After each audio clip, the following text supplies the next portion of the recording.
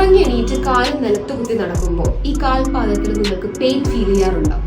ആ പെയിൻ കുറച്ച് സ്റ്റെപ്സ് വെച്ച് കഴിയുമ്പോഴത്തേക്കും കുറച്ച് ബെറ്റർ ആയിട്ട് ഫീൽ ചെയ്യാറുണ്ടോ?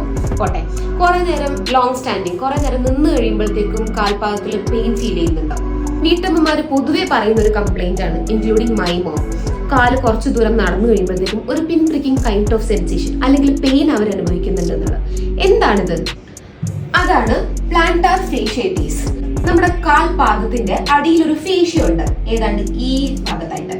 സോ ആ ഫേഷ്യയുടെ ഇൻഫ്ലമേഷനെയാണ് നമ്മൾ പ്ലാന്റാർ ഫേഷ്യേറ്റീസ് എന്ന് പറയുന്നത്. സോ അതിന് വേണ്ടിയിട്ട് നമ്മൾ വീട്ടിലിരുന്നുകൊണ്ട് തന്നെ ഫേഷ്യേറ്റീസിന് എന്തൊക്കെ എക്സസൈസ് ആണ് ചെയ്യാൻ പോകുന്നത് നമുക്ക് അടുത്തായിട്ട് നോക്കാം. ഫസ്റ്റ് എന്ത് ചെയ്യണം എന്ന് വെച്ചാൽ, ഒരു ബോട്ടിലെടുത്ത് വെള്ളം നിറച്ച് ഐസ് ആക്കുക. എന്നിട്ട് താഴെ വെച്ച് കാൽ അതിന്റെ മേളിൽ വെച്ച് നന്നായിട്ട് റോൾ ചെയ്യാം. സെക്കൻഡ് വൺ എന്ന് പറയുന്നത് കാഫ് സ്ട്രെച്ച് ആണ്.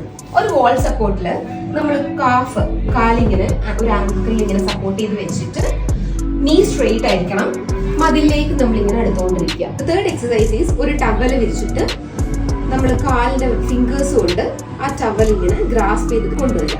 ലാസ്റ്റ് എക്സസൈസ് ആണ് കാഫ് റേസ് എക്സസൈസ്. സ്ട്രെയിറ്റ് നിന്നിട്ട് നമ്മുടെ കാഫ് ഇങ്ങനെ റേസ് ചെയ്ത് ഇത്രയും ചെയ്ത് കഴിയുമ്പോൾ തന്നെ നിങ്ങളുടെ ആ പ്ലാന്റാർ ഫേഷ്യൽ ഇൻഫ്ലമേഷൻ നന്നായിട്ട് റെഡ്യൂസ് ആവും and you will get A better result.